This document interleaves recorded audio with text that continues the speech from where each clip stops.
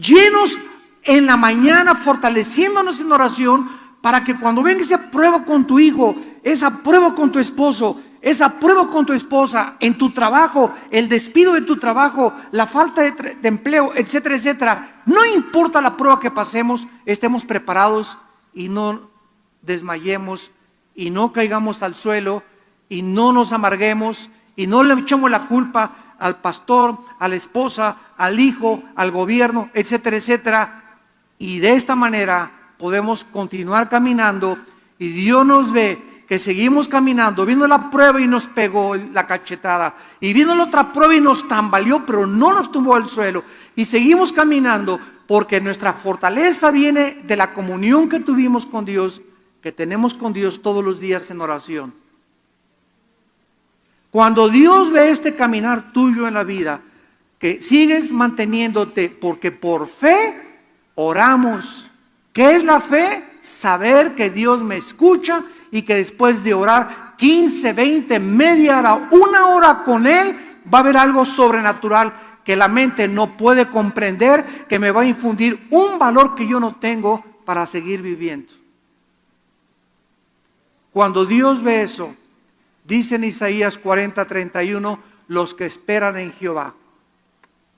Y esa palabra esperar, kafá en el hebreo, significa los que viven cerca, los que están pegados a Dios, así desde que amanece. En la tarde vas orando en tu coche y te voy alabando, Señor. El otro día yo le enseñaba a mi hija, mira, Salén, la oración es estar platicando con Dios, es la oración, estar consciente de la presencia de Dios, y te alabo y te bendigo y guárdame, Señor. Voy ahorita a este mercado, te pido que me des gracia, voy a la escuela de mis hijos, dame gracia, vamos a orar antes de hablar con la directora de la escuela. Es mantener, y todavía en la noche llegar, ponerse de rodillas o sentado, acostado, como quieras, como te puedas mantener despierto, y volver a elevar nuestra alma y mantenernos cerca de Dios. Esas personas tendrán nuevas fuerzas.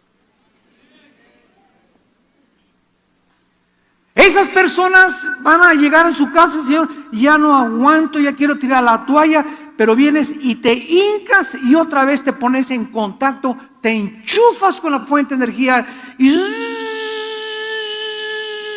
entra otra vez una fuerza sobrenatural a nuestra vida y te levantas, pero girito como el gallito. A ver que se me avienta el gallo giro. ¿Y de dónde saqué esas fuerzas? No son mías. Y me doy cuenta, vas a descubrir que es sobrenatural. Oye, comadre, pero ¿cómo está usted tan alegre si el compadre ya la dejó esto y el otro? Porque Dios es mi fortaleza, comadre. Y comenzamos a buscar, ¿verdad? Y se nos muere un ser querido y claro que le lloramos, porque es necesario que lloremos y que volquemos nuestro corazón y que nunca nos guardemos los sentimientos. Pero pasa 1 o 2 meses y es una mezcla de gozo, de saber que ya nuestro ser querido está en el cielo, con la tristeza también, pero tenemos que seguir viviendo, y esas fuerzas para seguir viviendo nos las da Dios. De otra forma vas a estar vestida de negro 6 años. Jesús sabía pues la grande prueba que venía sobre sus hombres, sobre sus discípulos. Y Él les dijo, velen y oren, porque sabía Jesús que solo de rodillas iban a poder pasar la prueba. Dice el versículo 41 de Lucas 22, nuestro pasaje. Vamos a comenzar a examinarlo. En el capítulo 40, cuando llegó a aquel lugar, al huerto de Getsemaní, lo primero que le pidió a los discípulos fue, oren. ¿Por qué? Porque ellos no sabían, pero viene sobre ustedes una grande tentación. Y quiero decirte que mientras nosotros nos mantengamos en oración en las mañanas y busquemos el reino de Dios primeramente en la mañana y le entreguemos lo primero en nuestro tiempo a Dios, las tentaciones, como dice el chiste, ¿verdad? Que estaba Pepito y le tocaron la puerta. Y dijo Pepito, ¿quién es? Y le contestaron, Doña Tentación te toca la puerta. Y Pepito dijo, ¿verdad? Si yo voy y le abro la puerta, me voy con ella. Jesús, ve y abre la puerta, por favor. Entonces, cuando nosotros tenemos comunión con Cristo y la tentación nos asalta, vamos a tener la fuerza porque Jesús es nuestro escudo. Y dice en 2 de Pedro 2, ¿sabe Dios librar de tentación a los piadosos? Pero si tú no estás en comunión con Dios y en contacto con Dios diario, te vas a ir con doña tentación. ¿Y por qué caí con mi novio en fornicación? ¿Y por qué cometí adulterio? ¿Y por qué hice este negocio que sabía que era una tranza que mi compadre me propuso y ahora me andan buscando para meterme a la cárcel? ¿Por qué hacemos cosas de las cuales nos lamentamos después? Porque cuando tomamos esa decisión no estábamos en el Espíritu. No estábamos guiados por el Señor. No estábamos fortalecidos por el Señor. Y somos demasiado débiles para aguantar las tentaciones. Insisto otra vez. Oren para que no entren en tentación, les dice Jesucristo. Se apartó de ellos como una distancia, un tiro de piedra. Y Jesús comienza en ese momento a darse cuenta que en esa prueba que tenía él enfrente, necesitaba no hablarle a doña doctora Corazón, ni al psicólogo, ni al psiquiatra, ni a la mamá, ni al papá.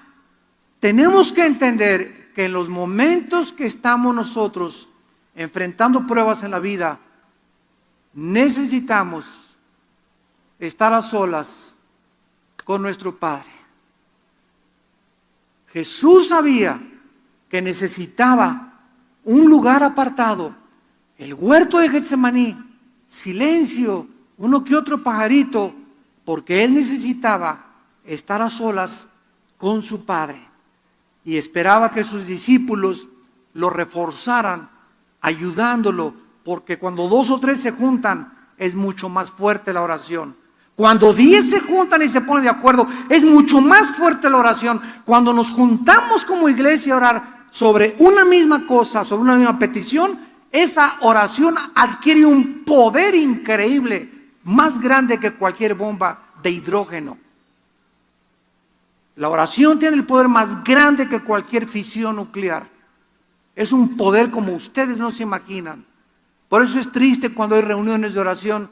El pastor Carmona aquí invita, creo que el primer domingo de cada mes, hay reunión de oración. Vienen 10, 15, 20 y 30 personas. Cuando tú descubras que si tú vienes a reunión de oración y traes a tu hijo, oren por mi hijo, por favor, oren por mi esposo. Dios ve que vienes con fe, creyendo que aquí Dios te va a contestar y tu oración es contestada, simplemente porque la oración del justo puede mucho. Ahora imagínense 20, 30 justos que se junten, imagínense 100 que se junten, el poder que tiene la oración. Cristo entonces, dice el versículo de 42, comienza diciéndole, Padre, Padre, se dirige a Dios como su Padre, en un amor como cuando llegas con Dios, un amor en dependencia y en confianza con Él. En Romanos 8:15 dice la Biblia que no hemos recibido el espíritu de esclavitud para estar otra vez en temor, sino que hemos recibido el espíritu de adopción, por lo cual clamamos, Abba Padre, papito lindo. Así llegas a orar con Dios. Tienes esa confianza con tu Padre, papito. Oh, papito lindo. Tal vez no tuviste papá, tal vez no conociste a ninguna persona que tuviera ese amor paternal o amor maternal. Pero cuando descubrimos a Dios que es nuestro papito, la palabra Abba en el hebreo significa papito, papito, aquí estoy, ya no aguanto a Chencho. Oh Señor, ya no sé qué hacer con mi hija, papito, ya no sé qué hacer con mi esposo, ya no sé qué hacer con mis papás, ya no sé qué hacer con lo del trabajo, papi, acá me acaban de despedir, papito, vengo a ti. Tú tienes confianza, Señor, tengo confianza, tú eres mi esperanza, mi escudo. Tú sabes y estás consciente que me acaban de correr. Viste que me acaban de correr hace 4 horas de trabajo. Y no tengo trabajo, pero yo confío en ti, papito. Oh Dios, dame tu paz. Solo quiero tu paz para poder atravesar mientras viene tu trabajo, saber que estás conmigo. Porque si sé que estás conmigo, todo lo podré, que me fortalecerás. Y eso es lo que necesitamos para enfrentar las pruebas, a papito. Porque Jesús es nuestro ejemplo. Jesús dice en Hebreos 2 que es nuestro hermano mayor. Papi, le dice Cristo a su Padre, se encontraba en una agonía indescriptible, la cual solo podía ser mitigada, apaciguada y calmada por su Padre. ¿Qué dice 1 Pedro 5:7? Echando toda nuestra ansiedad sobre de Él, porque Él tiene cuidado de nosotros. Yo les contaba el otro día que acaban de descubrir en la clínica Mayo en Rochester, el hospital Hopkins en Estados Unidos, los mejores hospitales de Europa, acaban de llegar a un acuerdo todos los científicos del mundo, y para que lleguen a acuerdos como el que llegaron son muy pocos realmente, porque hay mucha diversidad en la psiquiatría, en la psicología, en la genética, etcétera, etcétera. Pero llegaron a un acuerdo todos los científicos del mundo en decir que la causa que produce el 90% de las enfermedades físicas, mentales y espirituales, el origen del 90% de las enfermedades se encuentra en el estrés. En el estrés, el famoso estrés. ¿Qué es el estrés? Es un estado de ansiedad. No te aguanto ni contigo mismo. Es un estado de envidia. Es un estado de odio. Es un estado de rencor. Es un estado que ay, se me apareció Juanita y esa reacción que tiene dentro de ti te estresa. Ese estrés, esa fuerza negativa es la que produce el 90% de tus problemas físicos, mentales y espirituales. Qué increíble que en la Biblia hace 2000 años, cuando hace 5 años, 10 años lo acaban de descubrir, Jesús dice, les ordeno, Filipenses 4:6, que por nada estén afanados. Es una orden del cielo. Por nada estés estresado. Por nada permitas que alguien te robe tu paz. Mi paz les dejo. Manténganse en estado de tranquilidad interior, de serenidad.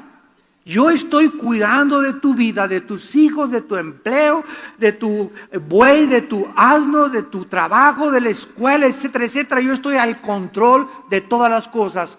Tú mantente en paz, porque si pierdes esta paz y comienzas con la ansiedad, y esto y el otro, y mi problema, y en la noche, y vas y fumas, y prendes el cigarro, y como león enjaulado comienzas ahí en tu cuarto a caminar. ¿Sabes una cosa? Que no vas a hacer regresar a tu hijo, no vas a arreglar tu problema, no vas a encontrar trabajo de todas maneras así, y además de eso te vas a acabar enfermando. Qué increíble, ¿verdad? Qué razonamiento más absurdo creer que mi estado de preocupación va a arreglar las cosas. Mi estado de preocupación no va a arreglar nada porque no soy Dios. Yo no puedo cambiar la vida de mis hijos, no puedo cambiar la vida de mi esposo, no puedo cambiar la vida de mi esposa. Yo no puedo hacer que me den un trabajo a fuerzas. Estoy completamente dependiendo en mi Padre Celestial, en el soberano creador, en el Shaddai del universo. Y cuando esa confianza es depositado y hecho mi ansiedad, Padre, aquí está mi problema. Yo quiero tener tu paz, no tengo trabajo, no tengo aquello.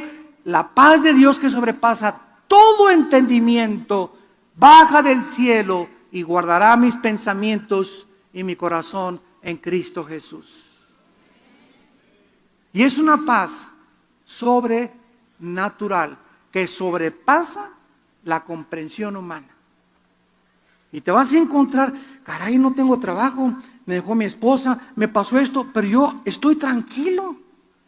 No necesito un tequilazo, no necesito un whiskazo, no necesito un bachichazo, no necesito un pericazo, no necesito drogas, no necesito ir con mi compadre o irme con una mujer para llorarle y esta sí me va a querer, ¿verdad? O todos son iguales, etcétera, etcétera. No, estoy con un poder que puedo vencer cualquier cosa, y es cuando sabemos que esta fe es la que vence al mundo. 1 Juan 5, 4 y 5. ¿Qué es lo que vence al mundo? Nuestra fe. ¿Qué quiero decirles? La confianza de que Dios nos ve y nos ha oído. Esa es la fe. Porque es necesario que el que se acerca a Dios en oración crea que le hay.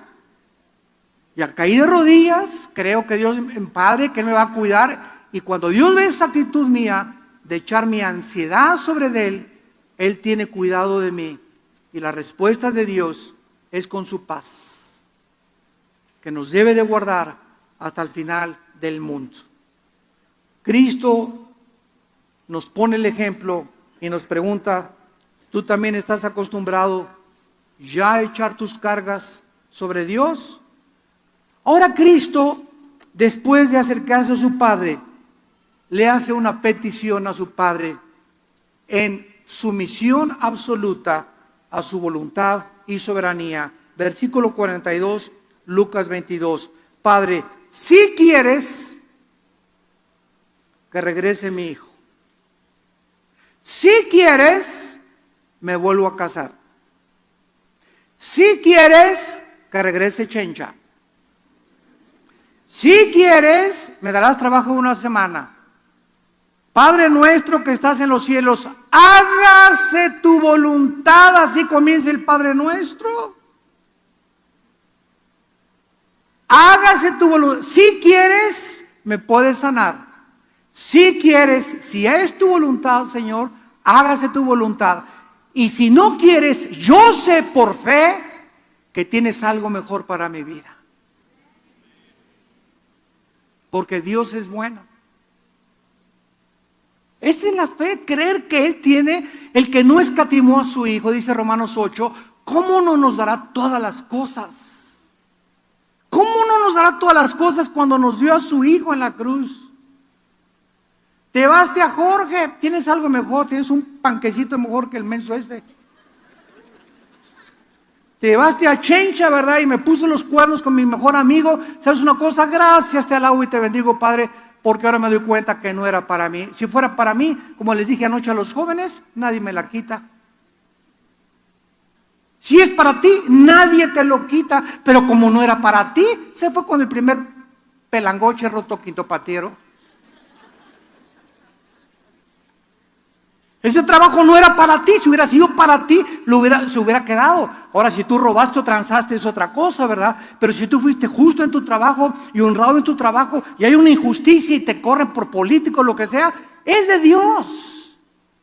Y va a Dios a esperarte en la semana que te va a dar el otro trabajo, o en los 15 días que vas a hacer. Y los ángeles van a estar todos, dice la Biblia que somos espectáculo al mundo y a los ángeles, 2 Corintios capítulo 4. Somos espectáculo al mundo invisible. Va a ver qué hace Carlos ahora sin el trabajo. Y los ángeles, no, va a venir el diablo. Al ratito va a regresar al alcohol. No se va a ir con otra mujer. No, pero ahí va Carlos, mira, ahí va. Y sigue, y orando, y no tiene trabajo, y sigue. Y cuando Dios ve que nosotros reaccionamos con paz, con tranquilidad, con confianza en Él, no nos la acabamos lo que tiene para nosotros. No nos la acabamos.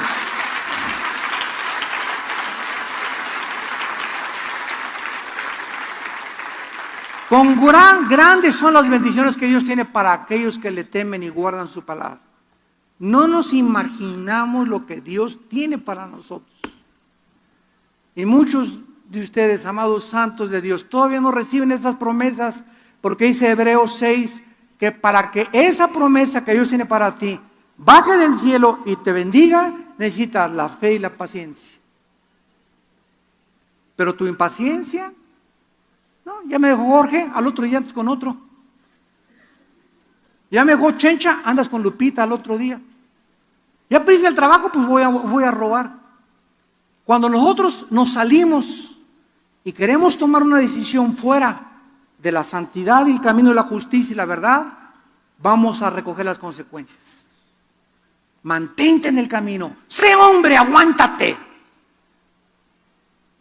Dios está contigo. Hay un hombre mejor para ti, hay una mujer mejor para tu vida, hay un trabajo mejor para tu vida. Dios quiere probarte. Dios nos prueba. Mantente firme con los ojos puestos en Jesús, el autor y consumador de nuestra fe. No desmayes. Está firme y constante, sabiendo que la fe no es en vano. Ahora Jesús, comenzamos a interrogarnos. ¿Por qué Jesús no quería beber esa copa? Padre, si quieres, pasa de mí esta copa, pero no se haga mi voluntad, sino tu voluntad. Vamos a comenzar a interrogarnos, porque es la forma de llegar a una verdad y a una solución. ¿Acaso Jesucristo tenía temor de la cruz? Tenía temor que le clavaran una mano. Qué dolor tan increíble, insoportable. El otra mano, las espinas en su cabeza taladrándole de 4 o 5 pulgadas que se encajaron en su cráneo. Luego los pies, el uno sobre el otro, atravesados con los clavos. Estaba viendo Cristo la cruz, el látigo romano de 9 colas, con puntas de hueso y de plomo, que se enrollaba en las víctimas. Jalaba el soldado romano el látigo y desgajaba todos los tejidos subcutáneos de enfrente y de la espalda. ¿Acaso estaba esperando, oraba Cristo y esperaba ser libre de esa tortura? ¿Era eso lo que no quería Cristo? ¿No sufrir, no padecer físicamente eso? De ninguna manera. Eso no era nada comparable con lo que Cristo tenía en su corazón. Entonces, ¿qué simbolizaba la copa? Simbolizaba que en la cruz del Calvario iba a pasar minutos o segundos misteriosos en el universo, donde el Padre, que había vivido siempre en comunión con el Hijo, en la cruz iba a haber una separación entre el Padre y entre el Hijo. Y eso Cristo, separarse de su Padre en el momento en que los pecados cayeron sobre su vida, era el tormento más grande que pudiera él experimentar. Porque jamás en la historia Cristo, ni en su antigua vida Cristo, en el Antiguo Testamento, ni en la eternidad se había separado de su Padre. Él no había experimentado nunca eso en su humanidad. Y él tenía miedo a la muerte espiritual, tenía temor de ser separado de su Padre. Podía aguantar todo lo demás, pero no quería separarse de su Padre, porque toda la vida estuvo con su Padre, haciendo la voluntad de su Padre, dependiendo de su Padre, en comunión con su Padre. Y en la cruz, cuando los pecados tuyos y mis pecados fueran puestos sobre su cuerpo, el Padre tenía que abandonarlo. Y él comenzaría a gritar, Elí, Elí, lama sabactani, en arameo, que significa, Padre, Padre, papito, ¿por qué me has dejado solo? Esta era la copa que Jesucristo quería que el Padre le quitara. En otras palabras, en el lenguaje más popular y parafraseado, Padre, ¿no hay otra manera en la que se pueda arreglar el asunto del pecado? ¿Por qué no les dices a todos, todas las religiones son buenas, mis chiquilines? Cada quien sigue su religión y nos vemos todos en el cielo. Papi, ¿no les puedes decir eso? ¿No puedes mandar al arcángel Gabriel que haya milagros y que crean en ti? en la infinita sabiduría de Dios, en el inmenso, inmensurable conocimiento divino, no había otro camino, porque sin derramamiento de sangre, Hebreos 9:22, no hay perdón de pecados. El Hijo de Dios tenía que morir en nuestro lugar. No había otra manera en la que nuestros pecados fueran perdonados. Si hubiera habido otra manera, Dios no hubiera tenido que sufrir también, viendo a su Hijo lo que sufrió por todos nosotros. Este es precisamente lo absolutamente desconocido por la mayor parte de las religiones. Que las religiones creen que las religiones salvan a Dios. Yo soy católico, yo soy protestante, yo soy mormón, yo soy testigo de Jehová, yo soy esto. Ninguna religión salva. La salvación no se encuentra en ninguna denominación, la salvación no se encuentra en ninguna iglesia, la salvación no se encuentra en ninguna persona más que en Jesucristo, el Hijo de Dios.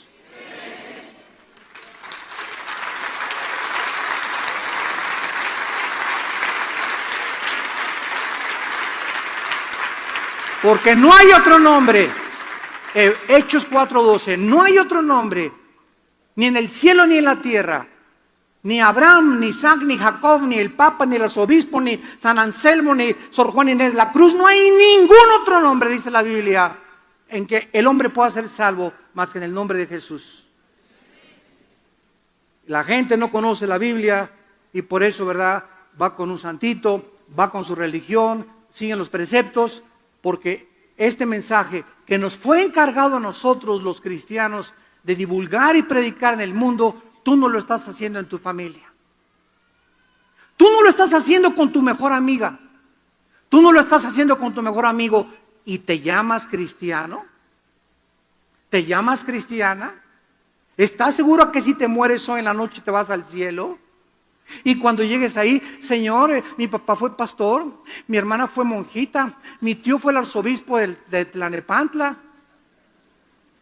Cuando era chica me bautizaron y lo primero que te va a preguntar, Dios te va a decir, ¿le hablaste a alguien de mí?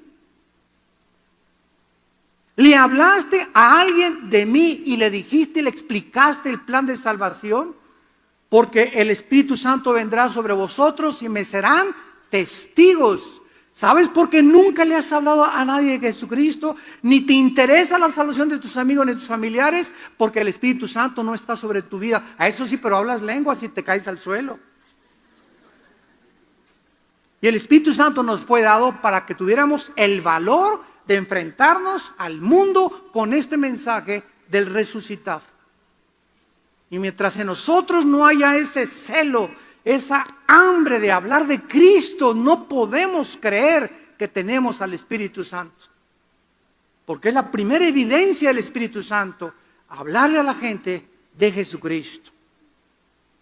Si hubiera habido otro camino u otra forma en que hubiéramos podido salvarnos, repito, Dios lo hubiera provisto. Jesús tenía que rendir su vida total y voluntariamente a la voluntad de su Padre, lo cual implicaba que la cruz era el momento en que los dos se iban a separar. Él iba a cargar con nuestros pecados.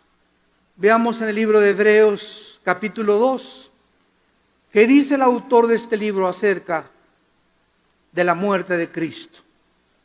Dice Hebreos 2, versículos del 9 al 10.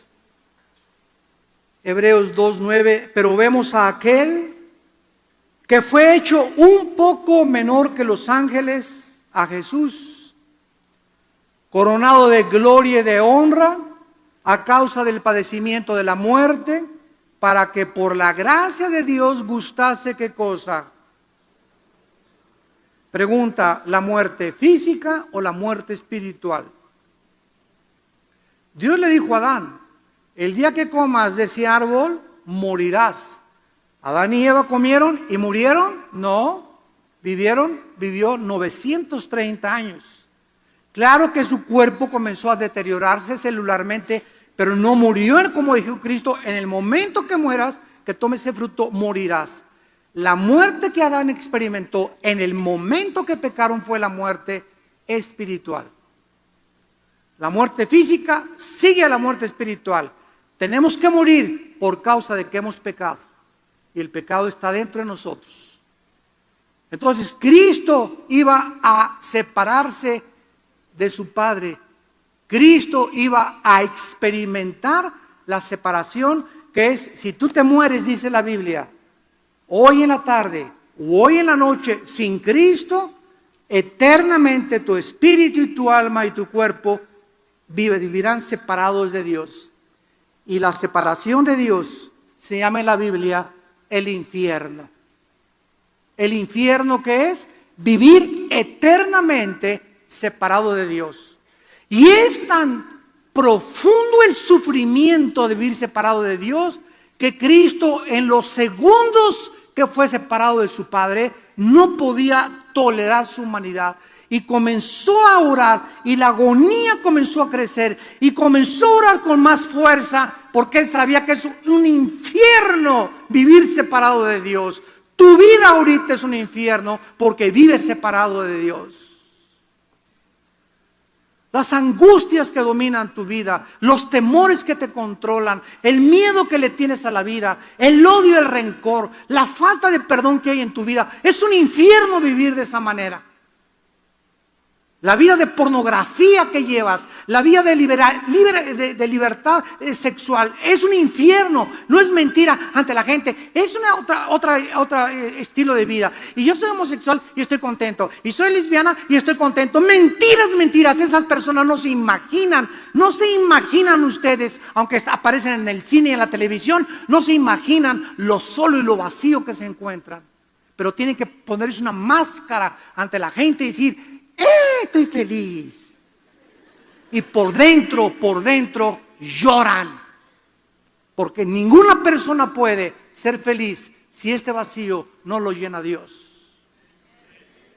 Es una mentira la vida de los seres humanos sin Dios. Dicen Hebreos 9 y 10, porque convenía, versículo 10, aquel por cuya causa son todas las cosas, y por quien todas las cosas subsisten, que habiendo de llevar a muchos hijos a la gloria, fíjense nada más, por causa de que Dios nos quería llevar a la gloria, por causa de que quería que estuviéramos con Él, perfeccionara por aflicciones al autor de la salvación de ellos. ¿Que Cristo no era perfecto? Wait a minute, please. Un momentito. ¿Sabes una cosa? Dice en Lucas que Cristo a los 12 años crecía en sabiduría y en conocimiento. A los 12 años Cristo no tenía toda la sabiduría ni todo el conocimiento que podía tener y que tuvo a los 20, ni cuando lo tuvo a los 25, y cuando llegó al clímax a los 33 años de edad. O sea que el transcurso de la vida de Cristo fue igual que los seres humanos. Un niño de 5 años no tiene el conocimiento de un niño de 10, el de 10 no tiene el de 15, el de 15 no tiene el de 20. Así fue Cristo en su humanidad, creciendo igual. Él pudo ser sabio y Dios a los 5 años, pero Dios le plació que Él creciera como un ser humano, como tú y como yo, para que entendiéramos que Él fue un ser humano y que nos puede librar de tentaciones también. Él experimentó todo lo que los humanos hemos experimentado. Entonces Cristo, cuando llega al huerto de Getsemaní, llegó al clímax en su humanidad de la perfección humana que nosotros no vamos a alcanzar hasta la otra vida. Y en ese clímax, lo que hizo que Cristo llegara a la madurez, que es la palabra teleios, que se tradujo perfección, fueron los sufrimientos.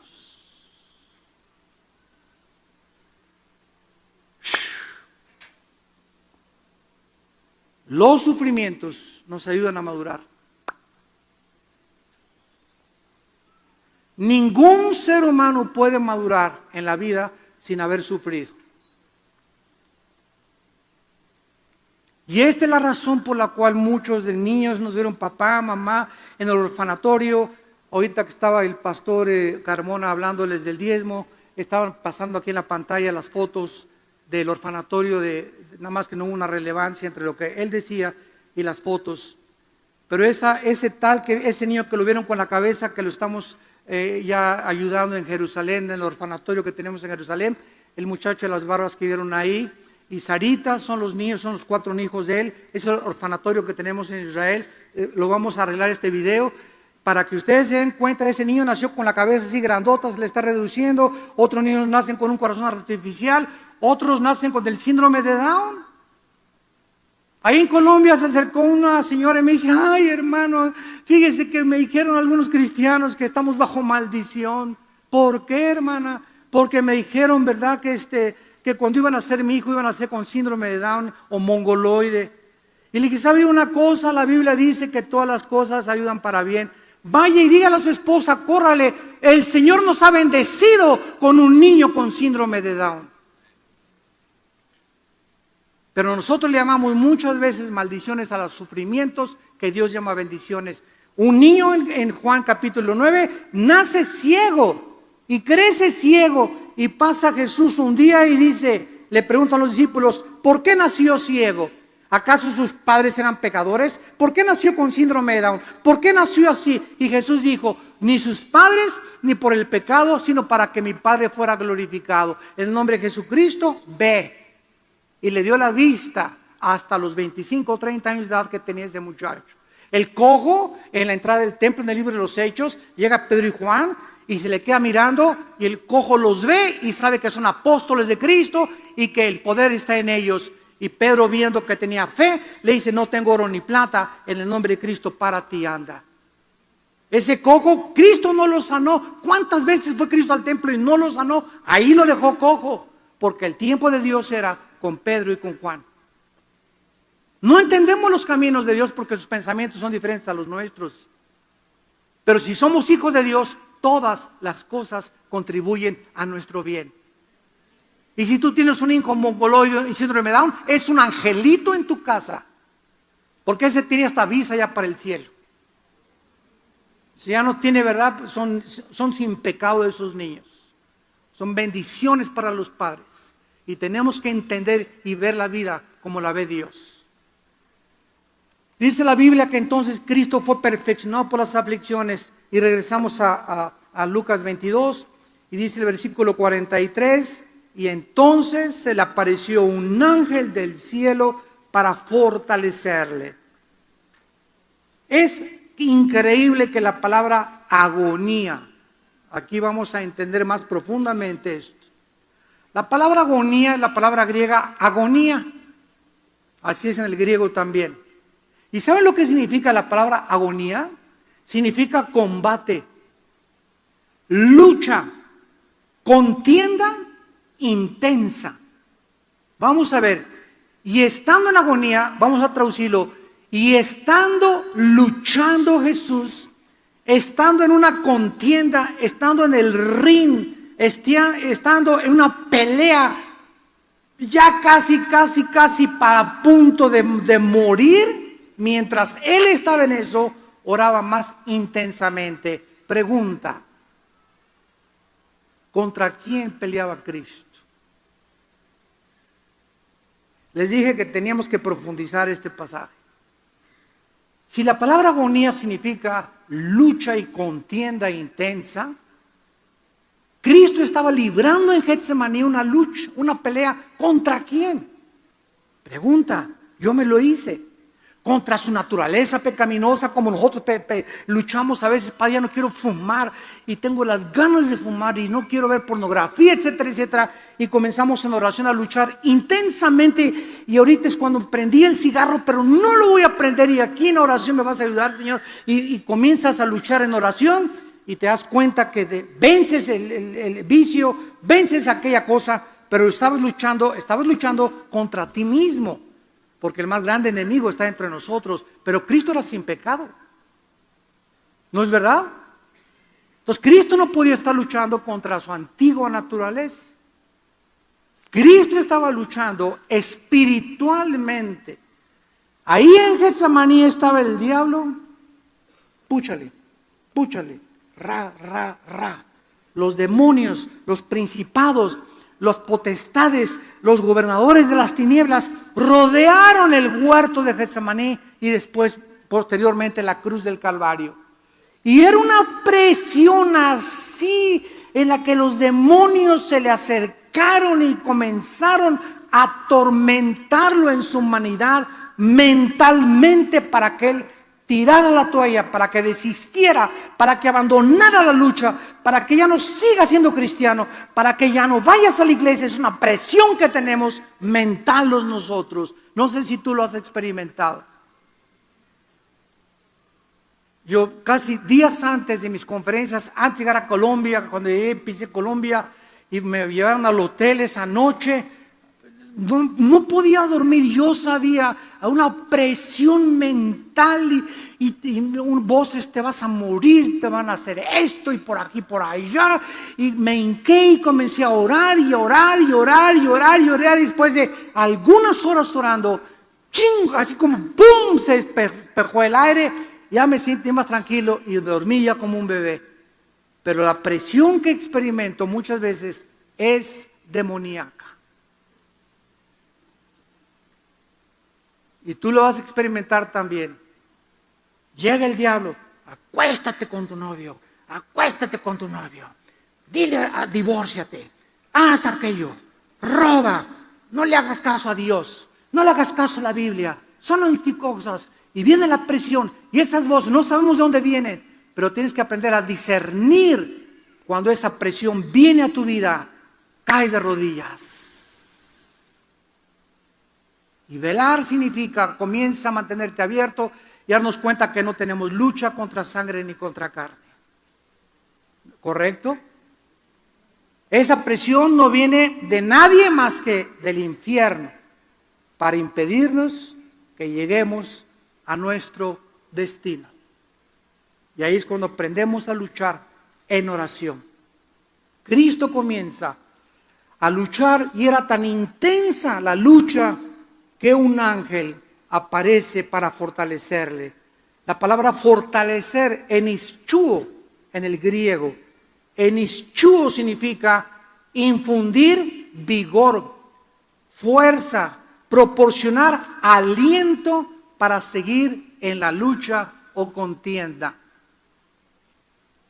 Muchos de ustedes han visto esas peleas ahora que ya no son peleas de box, ¿verdad? Ahora es la UFC en inglés, que ahora ya usan unos guantes chiquitos, descalzos, y se va el taekwondo y karate y box y lucha y a tumbarse y en el suelo hasta que se sangren, hasta que el referee los separe. Son a 3 rounds de 5 minutos cada uno. Hay otros de 5 minutos los campeonatos. Ya, ¿verdad? El box ya solamente Pinocho ahora boxea, ¿verdad? Ahora ya es como gladiadores así, que haya sangre porque la gente quiere ver más y más y más sangre, más contienda, más lucha.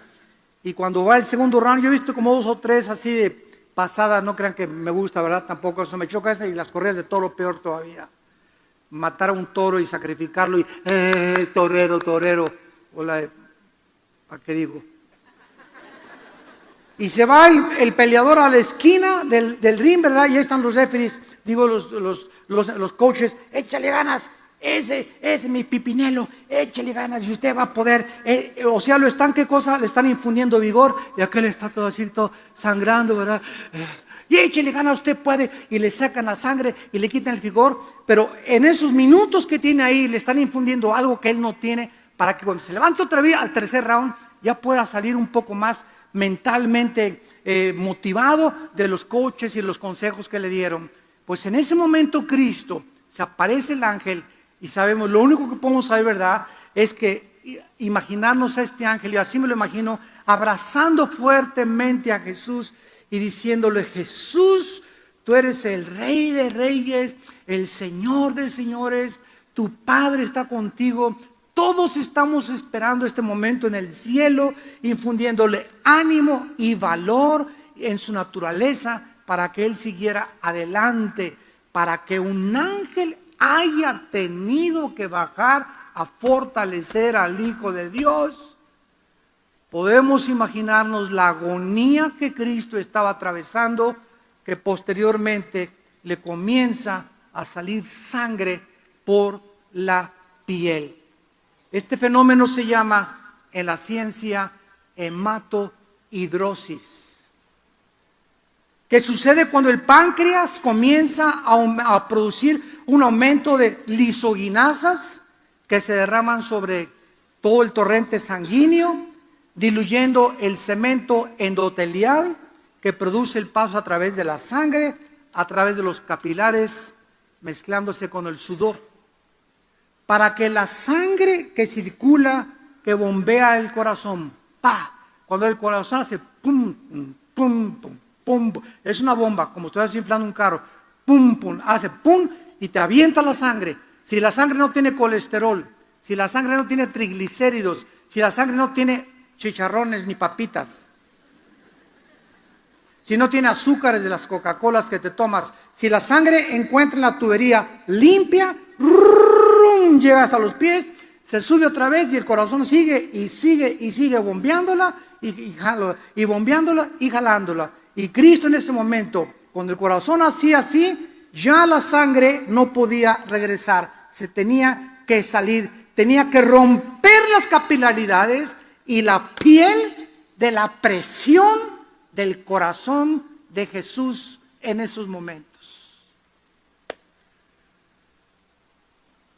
Dice en Hebreos capítulo 12, dándonos a nosotros el ejemplo de Jesús, versículo 3: considerad aquel que sufrió tal contradicción de pecadores contra sí mismo, para que vuestro ánimo no se canse hasta desmayar, porque aún dice la Biblia, ninguno de nosotros hemos resistido hasta la sangre. ¿Cuándo fue la última vez que luchaste de veras de rodillas? No quiero y no voy a regresar con Jorge y no voy a regresar con Carmelita y no voy a hacer esto y no voy a robar y Dios dame las fuerzas. Y está fuerte la tentación, y está fuerte la tentación. ¿Cuántas veces has pasado, has luchado, has agonizado en oración, luchando contra el pecado? No levanten la mano. Pero tenemos que entender que ahí está la victoria de rodillas. No hay otra forma, de rodillas. No hay otro camino más fácil. No hay que recibe la unción, recibe la unción, recibe la unción. Eso es verdad, es brincarte el camino largo a la santidad. Es unción marucha. Instantáneamente ya quiero tener el poder, instantáneamente quiero recibir esto, instantáneamente. Así es como ha apostatado y se ha diluido totalmente el mensaje de la iglesia. Ya nadie quiere vivir de rodillas, nadie quiere luchar en oración, nadie quiere agonizar en oración. Quieren, dame una palabra profética, dame esto, dame aquello, algo rápido, que no tenga yo que luchar en oración ni hacer ningún sacrificio. Esta es la cristiandad liviana que estamos viviendo, hechos de mermelada McCormick. Hemos abandonado totalmente el camino de Dios, el camino que nos dejó Jesucristo. Entonces vemos que comienza a orar Cristo. Regresamos a Hebreos y dice la Biblia, entonces comenzó a orar intensamente, su sudor era como grandes gotas de sangre.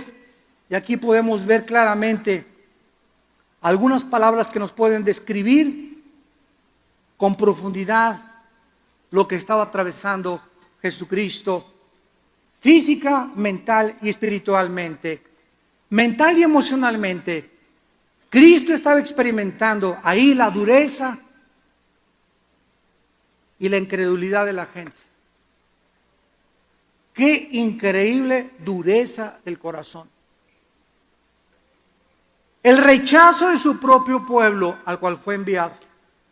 La maldad de los falsos líderes religiosos que por envidia le entregaron los judíos, los gentiles y los civiles, la traición de Judas, el abandono de sus discípulos, la negación del apóstol Pedro que vino después, la injusticia de los 6 juicios que se llevaron a cabo, 3 con el Sanedrín y 3 con Roma, el ridículo, la burla y el desprecio del odio de sus enemigos, la ira de su padre que iba a venir sobre él. Todas estas cosas mentalmente Cristo sabía que las tenía que atravesar. Y la experiencia de su muerte física y espiritual como el Hijo de Dios. Él había dicho que Él era la vida. Dice Juan 1, en Él estaba la vida y la vida era la luz de los hombres. Nada de lo que fue hecho sin Él. Y Él que era la vida, el autor de la vida, nosotros le íbamos a quitar la vida para que nosotros fuéramos llevados a la gloria con el Padre. Si Cristo no hubiera llevado nuestros pecados, no hubiéramos podido nosotros entrar a la gloria. Y finalmente, Cristo experimenta la separación de su Padre y la debilidad de sus discípulos. Dice Lucas 22, se levantó en oración. Escuchen esto. Después de esa agonía, de esa lucha intensa de rodillas, de esa contienda en el mundo espiritual que Cristo hubo en Getsemaní, venció. Cuando Cristo se levanta de orar,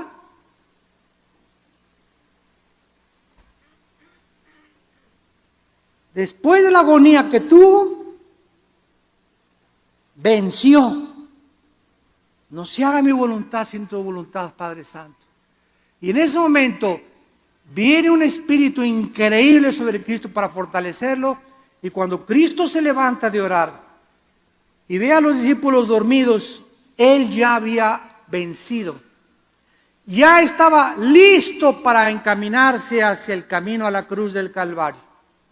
Ya estaba seguro totalmente de sí mismo. Ya sabía perfectamente bien lo que había de hacer. Ya había aceptado en su humanidad la voluntad del Padre. Cristo ya estaba listo para enfrentar a Pilato, la burla, el desprecio, la traición, sin guardar rencor a nadie. Para que culminara en la cruz, entre los brazos, entre el cielo y la tierra, y gritara: Padre, perdónalos. Después de todo lo que me han hecho, después de todos los que sané. ¿Dónde están los que sané? ¿Dónde están los demonios que les saqué? ¿Dónde están los que fueron alimentados con los panes y con los peces? ¿Dónde están todas las personas que abracé y que lloré con ellas? ¿Dónde están mis amigos? No hay nadie. Su madre, con María Magdalena y el apóstol Juan. Perdónalos, Señor, porque no saben lo que hacen. Hasta el último momento Jesucristo mantuvo su integridad, mantuvo su serenidad, mantuvo su espiritualidad, mantuvo su comunión con su Padre. Y en ese momento, madre, ahí está tu hijo. Ya no le dijo, ya no le dijo madre, le dijo mujer. Ahí está tu hijo. Juan, ella no es tu mamá, pero quiero decirte que desde aquí yo estoy formando la familia espiritual. Cuando alguien de ustedes llega aquí y me dicen, estoy en su iglesia, acostúmbrense a decirles, la iglesia somos una familia. Desde el inicio del registro de la historia, la expresión religiosa de la oración ha sido encontrada en todas las culturas, en todas las civilizaciones y en todas las eras. Todas las tribus primitivas alrededor del mundo, hasta las más complejas civilizaciones, han sido conocidas por practicar este antiguo arte que se llama la oración hacia algún dios o hacia alguna deidad. Los psicólogos, los antropólogos, los sociólogos, los científicos han estudiado a través de toda la historia los efectos de la oración en el desarrollo humano, en la psique humana y en la sociedad humana. ¿Por qué oran los seres humanos desde que la historia tiene registro de la humanidad? Millones de personas alrededor del mundo todos los días participan en sus diferentes religiones de este ritual, cada día en diferente lenguaje, dialecto y culturas. ¿Por qué todas las personas de todas las religiones oran. Inclusive el Dalai Lama, que profesa una religión atea, siempre está haciendo lo que en el Antiguo Testamento se hacía al orar: juntar las dos manos, y al hacer esto, implicar con esto la unión de nosotros con Dios, cuando Él mismo dice que Dios no existe. ¿Por qué oran los seres humanos? Todas las principales religiones le requieren a sus seguidores que de una u otra manera se dediquen a la oración. ¿Por qué? Porque el espíritu humano, de acuerdo a la Biblia, está impregnado con un deseo natural, inconsciente, de buscar comunicarse con alguien, de ser escuchado por alguien. En otras palabras, decir: hay alguien ahí, hay alguien que me escucha, pero es algo que está dentro de los seres humanos. ¿Nunca has visto a Chita que haga: hay alguien ahí? O reuniones de conejos que tengan actividades rituales o liturgias religiosas. Solamente el ser humano es el único, lo vamos a ver a continuación, que ha recibido en su espíritu, aunque estamos separados de Dios desde el nacimiento por el pecado, el ser humano está dentro de él, impregnado de la eternidad. Dice en Eclesiastés 4 el rey Salomón: pusiste en el alma la eternidad. Esta es la razón de la incorregible manifestación religiosa del ser humano desde el principio de la creación. Repito, todas las culturas, todas las tribus, todas las sociedades, todas las civilizaciones se han caracterizado por ser altamente religiosas. Existe un misterio en la oración que el ser humano aún no ha comprendido. Así es. Todas estas culturas, los maometanos, los musulmanes, los judíos, los hindúes, de alguna forma se inclinan ante deidades y no saben si esa deidad a la que están adorando realmente existe, pero los llevan a postrarse, a ofrecerle flores, a ofrecerle fruta, a ofrecerle regalos, a ofrecerle sacrificios de sangre. Pero el ser humano, insisto y pongo énfasis, lleva dentro de su alma la eternidad. ¿Funciona realmente la oración? ¿Son todas las oraciones contestadas? ¿Existe alguien que realmente nos esté escuchando? ¿Sabe el ser humano quién lo está escuchando y por qué lo está escuchando? ¿Puede la oración cambiar las circunstancias? Pero la verdadera pregunta para los cristianos no son las que acabamos de mencionar. Si es válida o no es válida la oración. Nosotros los cristianos ya sabemos que sí se contesta y que sí es válida, sino que debemos de preguntarnos nosotros los cristianos si nosotros hemos comprendido el poder de la oración y cómo funciona la oración. Porque si tú después de esta serie o a través de estas conferencias llegas a asimilar y eres lo suficientemente sensible para entender la naturaleza, el poder de la oración, te lo aseguro que va a transformar tu vida para siempre.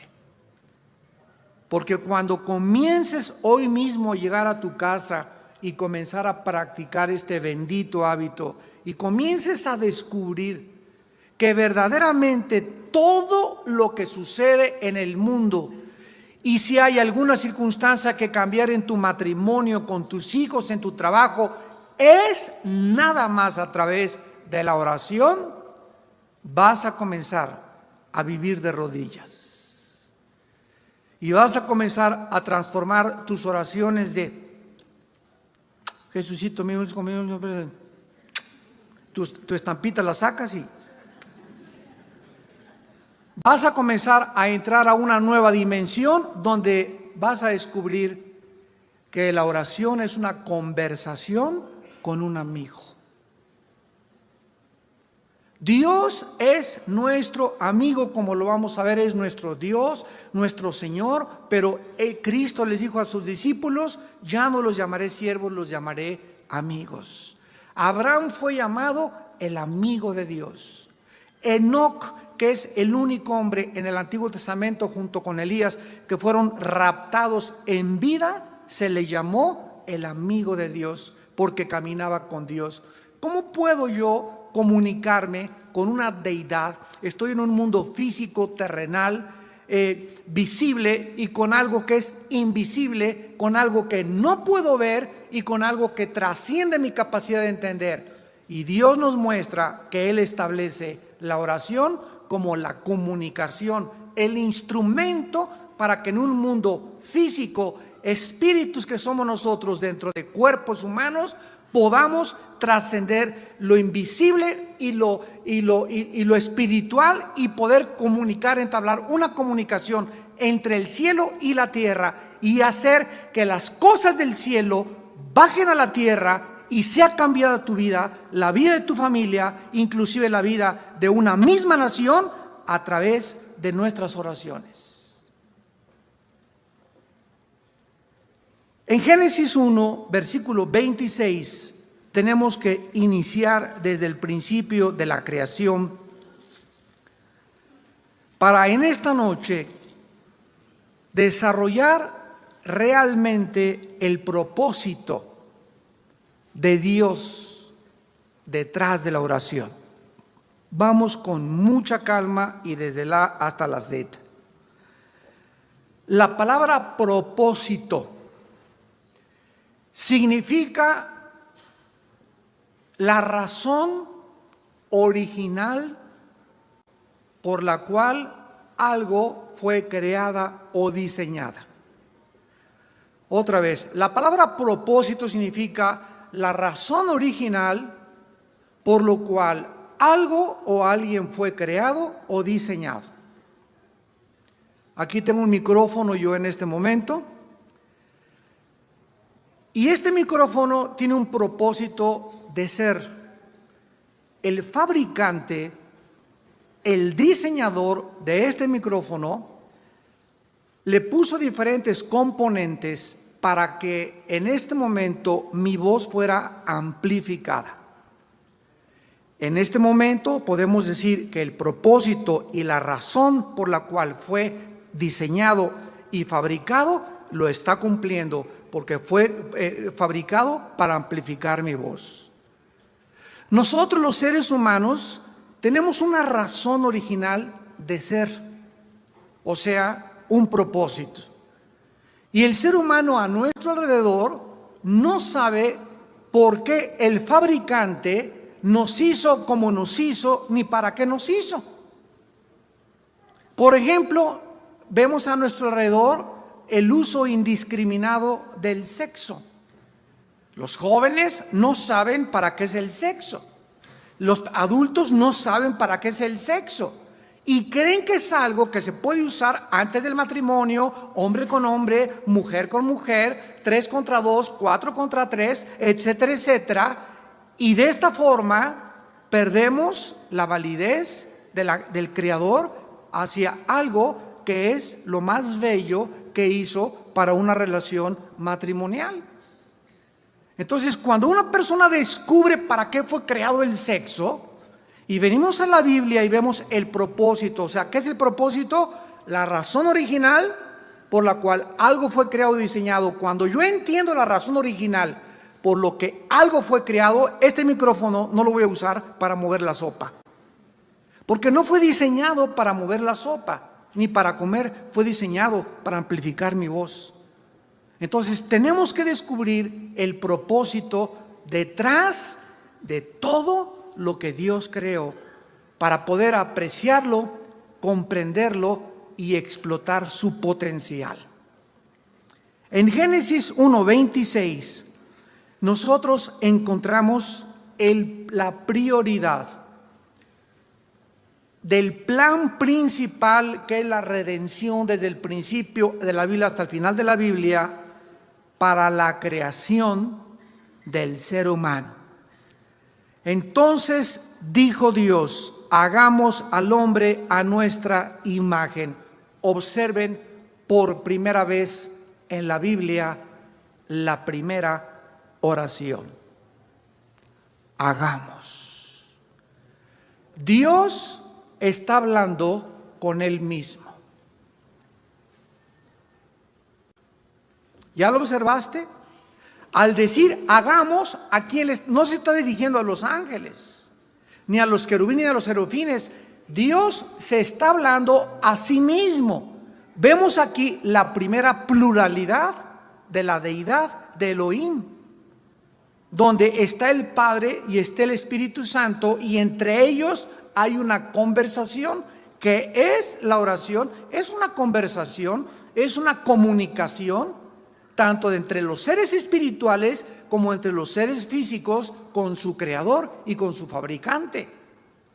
Entonces, en la primera comunicación que encontramos en la Biblia de la Trinidad, vemos nosotros que entre ellos había una concordancia, una armonía para la creación que ellos iban a hacer. Hagamos al hombre a nuestra imagen, conforme a nuestra semejanza. La Biblia dice en Juan 4:24 que Dios es espíritu. Y para que alguien aquí abajo, en este planeta, pueda comunicarse con Él, necesita la comunicación ser a través de un alambre especial, de un instrumento, de un medio para poder hacer contacto con Dios. Como Él es espíritu, solo mi espíritu lo puede tocar. Vamos a ver en la próxima clase cómo Adán y Eva caminaban y hacían contacto con la deidad, con Elohim, a través del espíritu. Algo pasó, lo vamos a ver después, que el espíritu humano se separó de Dios y quedamos aislados del mundo invisible y del mundo espiritual. Se rompió la comunicación con Dios hasta que Dios comenzó a tratar mediante Abraham, formar un pueblo para volver otra vez y restablecer la comunicación con el pueblo que Dios siempre ha anhelado tener para Él. Dice Génesis 1:26 que Dios nos hace a su imagen y semejanza. ¿Qué significa esto? ¿Significa que Dios tiene cuerpo? No. Nosotros somos espíritus dentro de cuerpos humanos. Dios es un espíritu y no tiene cuerpo humano. Por eso Dios no puede bajar en su esencia aquí a la tierra, y para que Dios bajara aquí a la tierra, hubo la necesidad de que Él se metiera en un cuerpo humano para funcionar bajo las leyes del planeta Tierra. Dios ha creado leyes y Él mismo se somete a las leyes, porque la misma palabra de Dios, escúchame con mucho cuidado, está arriba de Dios mismo. Como lo vamos a ver a continuación. Todo lo que Dios ha hecho, Dios lo respeta. Dios ha hecho leyes morales, leyes físicas, y Dios respeta sus leyes. Y Dios puede en cualquier momento, ¿verdad?, establecer los principios que necesitamos para someternos a su deidad, bajo la restricción de que nosotros tengamos de la obediencia a sus leyes. La imagen y la semejanza de Dios significa atributos morales y espirituales. Vuelvo a repetir, atributos morales y espirituales. ¿Qué significa esto? Que Dios nos ha creado con la capacidad de comunicarnos con Él, porque Él es espíritu. Ningún animal tiene esta capacidad. Una vez le pregunté a un maestro de una universidad, ¿usted sabe, o alguien le podría preguntar al Dalai Lama a ver si sabe, cuál es la diferencia entre los hombres y los animales? Unos me dijeron la cola, la crin como los caballos, pues que el ser humano es el único que camina en dos piernas. Y les digo, ningún libro, ninguna religión te contesta esta pregunta más que la Biblia. porque el fabricante es el único que sabe la diferencia entre nosotros y los animales. El mundo acepta que venimos de los animales, que a través de una selección natural el hombre ha evolucionado de un animal inferior a un animal superior, pero que la gallina y tú no tienen ninguna diferencia. O sea, si el hombre tiene una dignidad y tiene derechos humanos, ¿por qué no tienen derechos también animales los animales? La imagen que Dios dejó dentro del hombre es precisamente la eternidad. Somos seres creados para vivir eternamente, ya sea en el cielo o en el infierno. En el infierno no hay vida eterna, hay existencia eterna, que es diferente. La vida eterna se diferencia de la existencia en el infierno, en que la vida eterna es la vida Zoe, la vida de Dios. Y la existencia eterna en el infierno es la separación eterna de la deidad, del fabricante y del creador. Pero ya sea que te vayas al infierno o que te vayas al cielo, el espíritu es indestructible, es creado para siempre.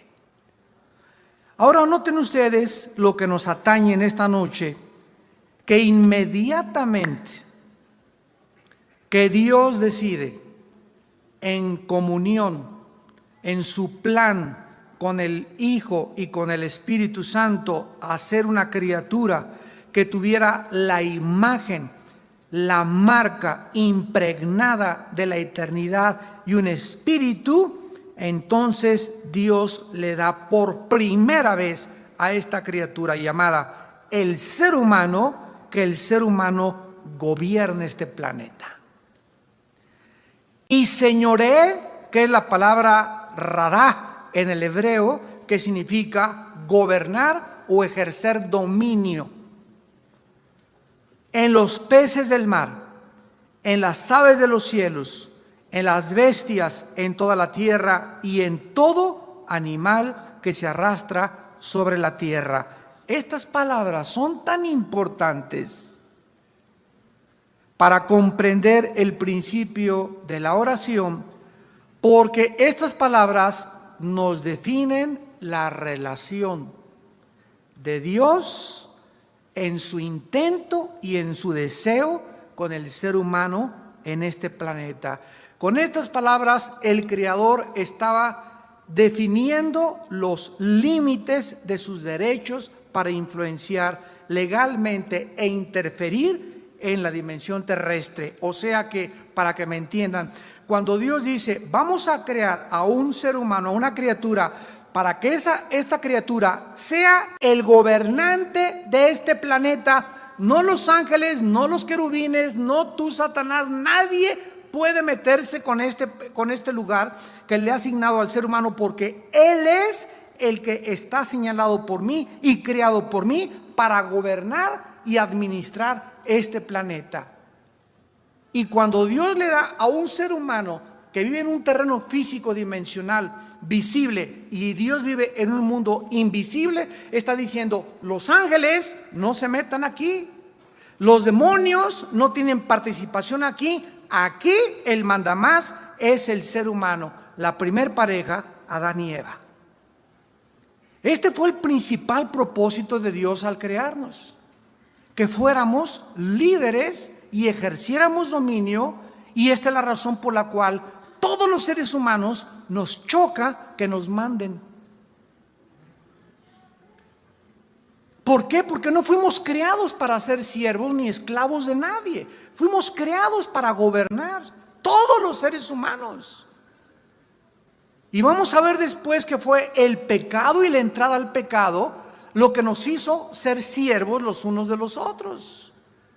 Y el ser humano ha usado indiscriminadamente este dominio, al grado que el ser humano, lo vemos terminando el libro de Apocalipsis en el capítulo 18, donde se dirige al comercio de las almas humanas, los prostíbulos, los centros de drogadicción, donde se perdió los derechos humanos. El ser humano explota al ser humano, a los empleados no les pagan tiempo extra, no los indemnizan, tratamos por todos los medios de abusar del derecho original que Dios estableció en mi alma para abusar de los demás. Los maridos abusan de su esposa y su esposa ya no es un ser humano, es un objeto.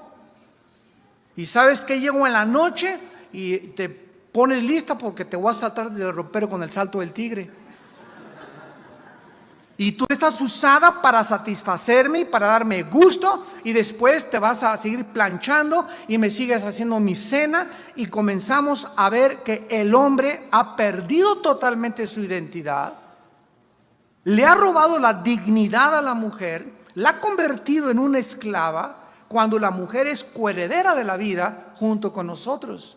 Esta es la razón por la cual Dios está levantando en estos tiempos últimos a la mujer en un nivel que jamás la mujer se imaginó que Dios te va a levantar. Y le está devolviendo su identidad y le está devolviendo su dignidad. ¿Por qué? Porque el hombre, el macho, el varón, ha abusado de este derecho original de gobernar. El pecado nos ha convertido no en gobernantes, sino en dictadores. Ahora, muy bien, veamos nosotros por qué es importante entonces estas palabras de Génesis 1:26. Número 1, el propósito de Dios es más importante que nuestros planes personales. Que esto durante toda tu vida lo recuerdes.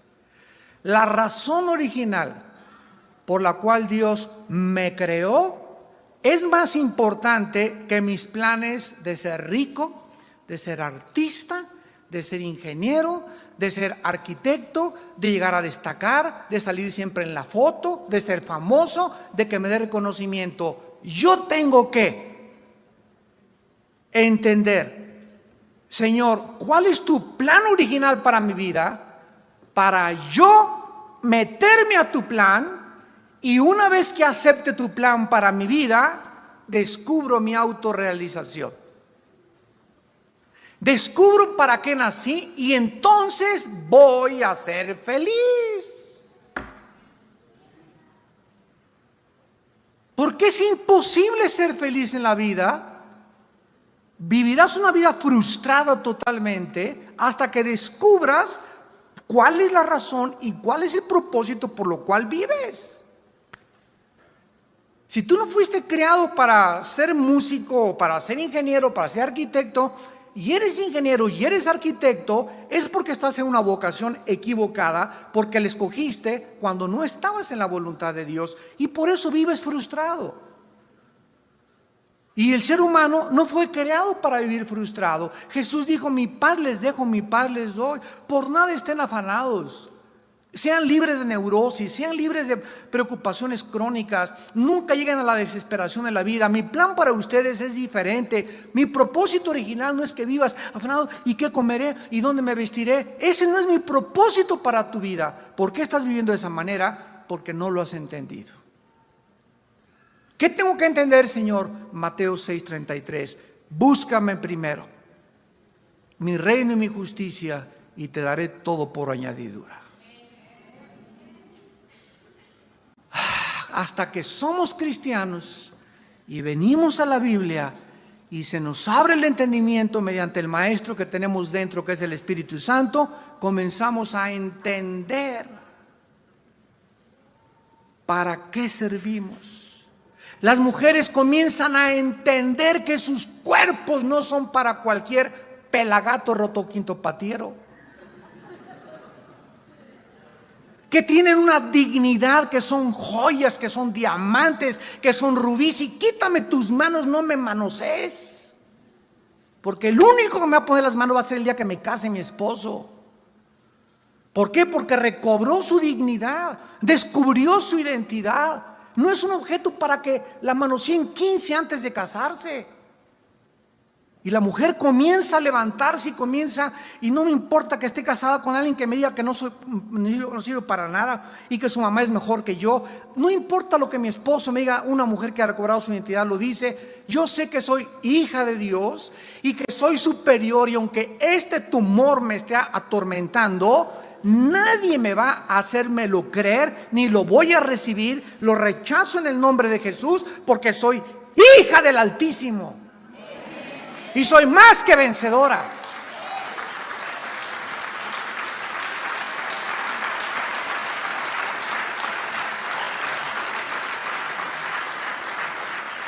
Cuando recuperamos nuestra identidad, nadie nos puede dañar. Nadie te puede psicológicamente menospreciar ni creerle que tú eres inferior y que te lastimaron. No importa que te haya dejado tu mujer o que te haya dejado tu esposo. Esto es una tragedia, es una crisis que un ser humano vive cuando alguien es abandonado por mis padres. Pero al recuperar nuestra identidad en Cristo, Dios es Jehová, es Padre de viudas y de huérfanos. Dios me sustenta, diría Jehová, castillo mío, mi Señor, no me volveré a soltar y no tendré, ni me estaré lame mis heridas, ni se me impondrá un espíritu de autolástima. Me levantaré ante todo porque sé en quién he creído. Y sé que Él es poderoso y me está escuchando, y la forma de hacer contacto con Él es a través de la oración, porque el cristiano es una persona que ha recobrado el espíritu separado de Dios. Dios ha vuelto a entrar, a hacer morada dentro de tu cuerpo y de mi cuerpo. Entonces el principal propósito de Dios es más importante que nuestros planes. En segundo lugar, Dios ha establecido su palabra sobre Él mismo. Lo que Dios dice en la Biblia es ley. No solamente la ley de la Biblia es para los hombres, sino que es la ley de Dios. Dios hace leyes, y esas leyes que Dios establece, Dios se somete a esas leyes, y Él dice: lo que ha salido de mi boca nunca cambiará. Ninguna de mis palabras caerá a tierra. Mi palabra será prosperada para aquello para lo que le envié. Y cuando vengo a la Biblia y me encuentro promesas donde Dios me habla y me da algo de lo cual yo dudo, en ese momento recuerdo que Dios está ligado, Dios está integrado a lo que Él ha dicho.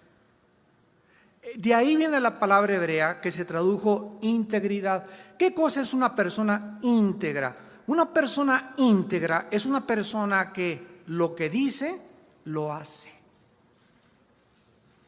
Las acciones que yo hago están integradas con lo que yo predico o lo que yo hago. Si yo digo soy cristiano y en mi vida hago acciones que denigran y blasfeman el nombre de Cristo, me comienzo a desintegrar. Y sucede una maldición mental que los psicólogos y psiquiatras actualmente califican y le llaman esquizofrenia. Esquizos, frenos, mente dividida en dos. Hace 2000 años Santiago le ganó a Freud, cuando en el capítulo 1 el apóstol Santiago escribió: el hombre de doble alma es inconstante en todos sus caminos. Y esa palabra ánimo es alma en el original griego. Una persona que tiene una mente dividida, que en su casa, ¿verdad?, es un dictador, en la iglesia es San Martín de Porres, en el trabajo es José Stalin, y tiene 3 o 4 máscaras, es una persona desintegrada en su personalidad. Y esa persona no puede tener equilibrio en ningún área de su vida. Puede alcanzar y me dieron el premio Nobel de Medicina y destacar en la ciencia, llegar a ser presidente de la Goodrich Euskadi, llegar a ser gobernador de un estado, y sin embargo vivir un matrimonio, vivir una vida individual, personal, que nadie conoce, que es el esqueleto en su ropero, y ser la persona más inmoral de esta tierra. Es una persona que Jesús dijo: ¿de qué le sirvió haber ganado el mundo si perderá su alma al final de su vida? Y en tercer lugar, el tercer principio que sacamos de Génesis 1:26 es que la santidad de Dios es el fundamento de su integridad y de su fidelidad. Como Dios es un Dios santo, Él no puede, bajo ninguna circunstancia, jamás mentirnos. Dios jamás podrá cambiar su carácter ni su forma de ser, porque Él es inmutable, es el mismo ayer, hoy y por siempre. Como Dios es santo, Dios tiene que, por su santidad, castigar el pecado. Su santidad le obliga a castigar el pecado. Porque si Dios pasara desapercibido el pecado, o lo hiciera a un lado, o lo simulara, o se hiciera tonto ante el pecado, se desintegraría en su carácter moral. Y la Biblia dice, Dios, grande en la misericordia, lento para la ira, pero que de ninguna manera tendrá al culpable por inocente. Esta es una de las descripciones más bellas que existen de la personalidad y del carácter de Dios. De ninguna manera pasará por arriba del pecado. El pecado tendrá que ser castigado. Ahora, veamos a continuación algunos pasajes para poder impregnar en nuestro espíritu en esta noche el principal principio de Dios, que su propósito es más importante que todos mis planes. Por ejemplo, todo lo que es motivado, todo lo que Dios hace absolutamente sin ninguna excepción, tiene como motivación su principal plan. Sus planes que Él ha determinado se van a cumplir. Cuando dice en Filipenses 1:6, porque lo que comenzó Dios en mi vida, lo va a perfeccionar hasta el día de Cristo, me llena de una satisfacción y de una seguridad tremenda, porque Dios me dice, ¿sabes qué, Armando? No te voy a dejar hasta que no cumpla mi propósito en ti. ¿Y cuál es tu propósito para mi vida, Padre? Lo vamos a ir descubriendo, principalmente formar el carácter de mi Hijo Jesucristo en tu vida. Quiero que seas un pequeño Jesús. ¿Qué es lo que significa la palabra cristiano? Cristo es ungido, anos pequeño. Cristiano es pequeño ungido, pequeño Cristo. Y ejemplo nos dejó para que sigamos sus pisadas. Entonces, el propósito de Dios para mi vida no es tanto que yo sea un grande predicador, que gane muchas almas, que construya 300 iglesias y que tenga la denominación más grande de Latinoamérica, o que haga 50 asilos para ancianos o 100 orfanatorios. Dios, su propósito original para mi vida es más importante lo que yo soy que lo que hago. A Dios le importa más mi carácter que mis acciones. Cuando lleguemos al cielo, llega y dile a San Pedro, a ver, te dice, Pedro, a ver, Peter, déjame entrar al cielo, ¿no? ¿Por qué te voy a dejar entrar al cielo? No, hombre, es que mira, me fui a la villa 20 veces de rodillas. Era cuatísimo del Dalai Lama. Construí 50 orfanatorios, hice 100 asilos. Es más, el castillo de Chapultepec me lo regalaron y lo ofrendé a un orfanatorio de niños. Ninguna cosa que nosotros hayamos hecho nos abrirá la puerta del cielo. Cuando lleguemos al cielo, lo que Dios me va a preguntar, más que cualquier cosa que yo haya hecho, es ¿cuánto te pareces a Jesús?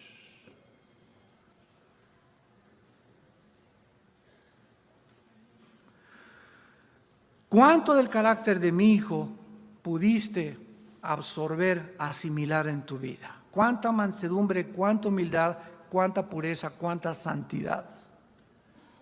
Porque cuando lleguemos al porvenir, a la otra vida, allá se nos van a asignar otros oficios, otras posiciones de autoridad, y lo que Dios me dé a ti y a mí en la otra vida, en lo porvenir, cuando salgamos de nuestro cuerpo, la posición que Dios me dé en la otra vida estará en relación con cuánto del carácter de Jesús pude tener en mi vida en esta vida.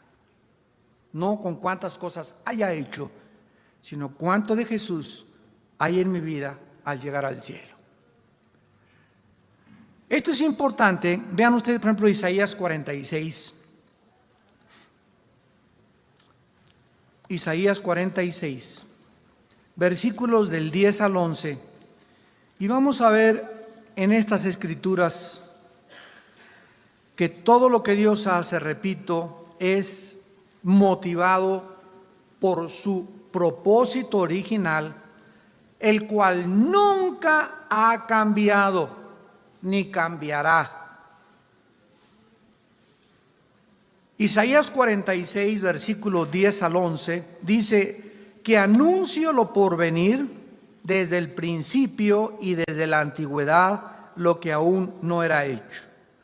Que digo, escucha, mi consejo. Esta palabra consejo, etzá en el hebreo, significa propósito. Mi propósito o mi consejo, o en otras palabras, lo que yo he determinado desde el principio, haré todo lo que quiero. Que llamo desde el oriente al ave y de tierra lejana al varón de mi consejo, yo hablé y lo haré venir. Lo he pensado y también lo haré. ¿Qué es y cuál fue el consejo de Dios para el ser humano desde el principio de la creación? Que nosotros pudiésemos en esta tarde comprender la razón y el propósito por el cual nos creó. ¿Para qué nos creó? Nos creó para gobernar. Nos creó para liderar. Nos creó para dirigir. ¿Por qué? Porque nos estamos entrenando en este mundo para gobernar el mundo venidero. Jesús dice que nosotros somos coherederos de Él en la otra vida. ¿Qué significa? Si ustedes ven Daniel 7:27, dice, y que el reino y el dominio debajo de los reinos se ha entregado al pueblo de los santos, cuyo dominio no tiene fin. Estamos siendo entrenados en esta vida para gobernar el universo, junto con Jesucristo, el Hijo de Dios. Los mismos ángeles no tienen esta asignatura, ni jamás se les concedió esta prerrogativa. Ninguna criatura que Dios ha creado en el universo, de acuerdo a la Biblia, está siendo preparada para gobernar. Por eso dice Pablo, ¿verdad? Yo sé en quién he creído y sé que me está esperando la corona de gloria, y no solamente a mí, sino a todos los que aman su venida. Y dice en 1 Corintios 6, del 2 al 4, ¿que no sabéis que hemos de juzgar a los ángeles?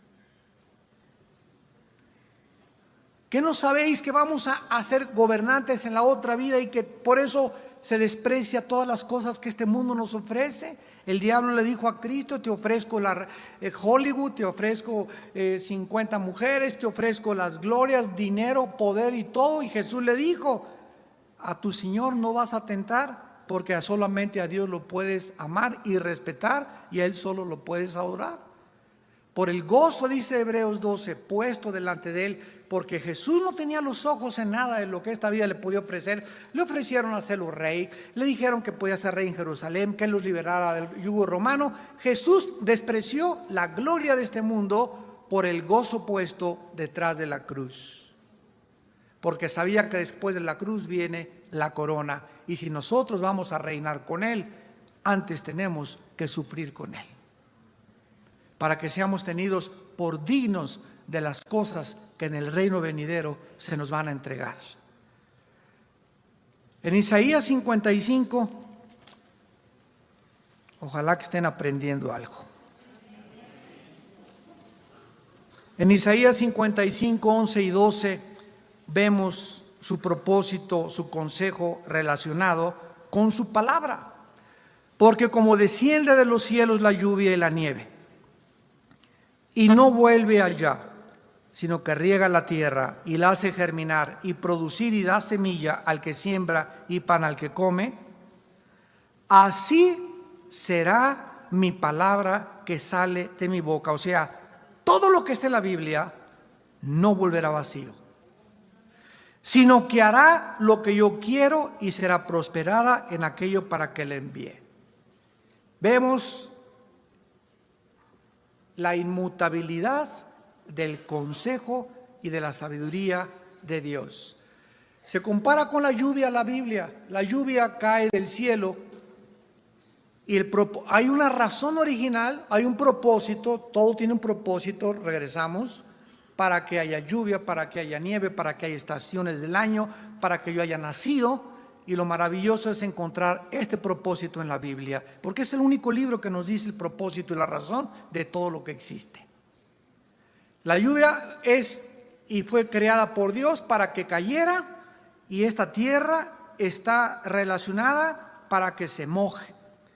Y en cuanto se moje, la tierra necesita la planta y la flor o los árboles, el contacto de la tierra, la humedad, el oxígeno, nitrógeno, carbono, los gases y los elementos químicos de la tierra junto con los del agua para poder crecer y dar una flor y producir lo que Dios ha querido producir.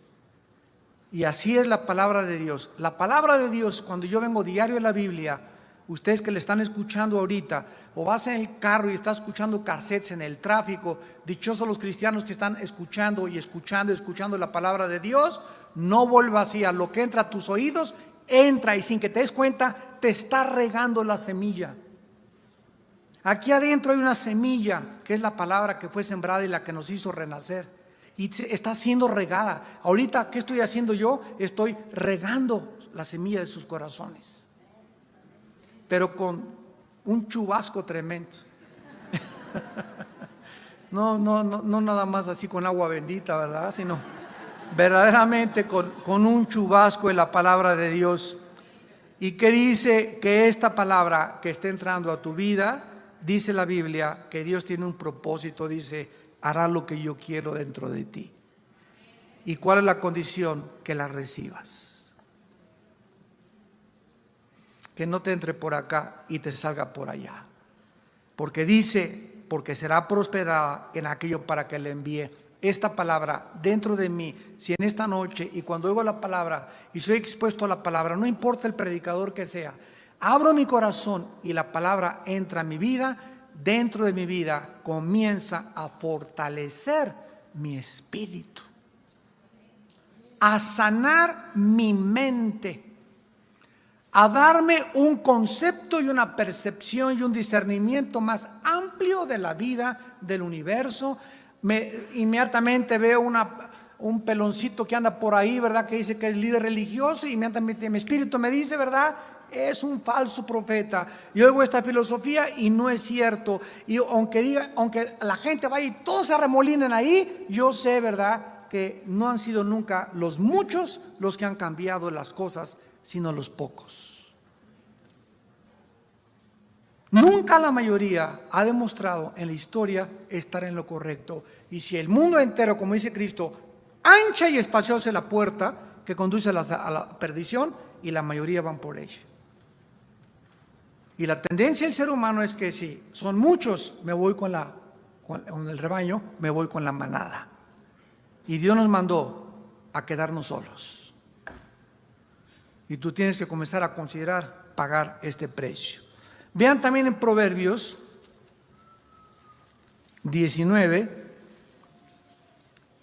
versículo 21, Proverbios 19, 21, la misma verdad.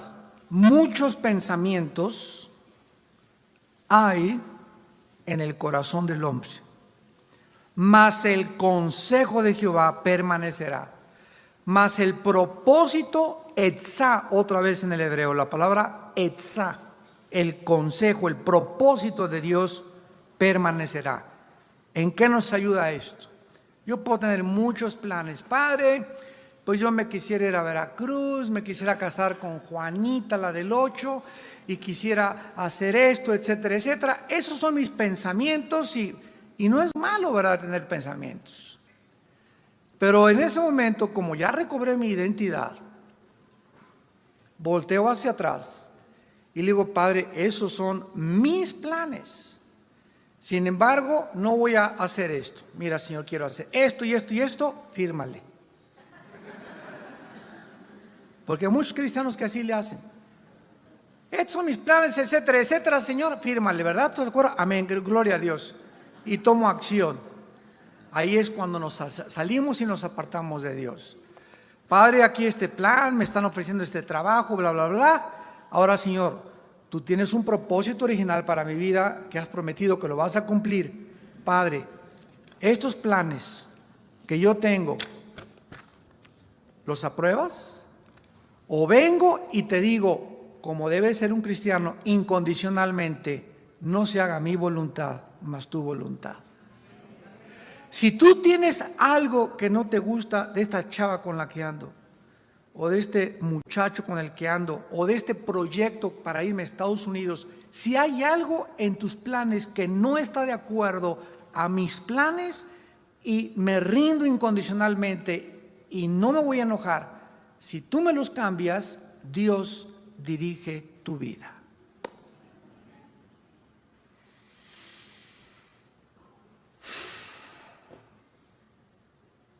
Él no puede dirigir a un rebelde. Y si te aferras a tus planes y te quieres casar con ese y con esa y hacer esto, Dios te deja. Porque la voluntad de Dios es permisiva y es directiva. Dios permite que te hayas casado como te casaste, que hayas abierto el negocio que abriste, que te hayas ido donde te fuiste, porque te encaprichaste. Y no le diste oportunidad, ni le dijiste: Padre, quítame esta persona de mi vida o este negocio si no está dentro de tus planes. Porque cuando no hacemos eso y no consultamos a Elohim, comenzamos a verdaderamente convertirnos en dioses y a determinar lo que yo voy a hacer. Lo dice Santiago capítulo 4. Ay de ustedes que dicen: mañana voy a ir a traficar y me voy de viaje, cuando deberían de decir: si el Señor lo permite, lo haré. ¿Se dan cuenta de la diferencia entre una persona sometida al Eterno y una persona voluntariosa y caprichosa? Y esta es la razón por la cual en Efesios 1:11 el apóstol Pablo nos dice la misma verdad. Efesios 1:11. En él asimismo tuvimos herencia, habiendo sido predestinados conforme al propósito, otra vez. Fuimos predestinados conforme al propósito del que hace todas las cosas según el designio de su voluntad. Dios tiene un propósito, una razón original, y tiene planes para mi vida, tiene planes para mi matrimonio, tiene planes para mis hijos. Mi responsabilidad es descubrir cuáles son esos planes para mi vida.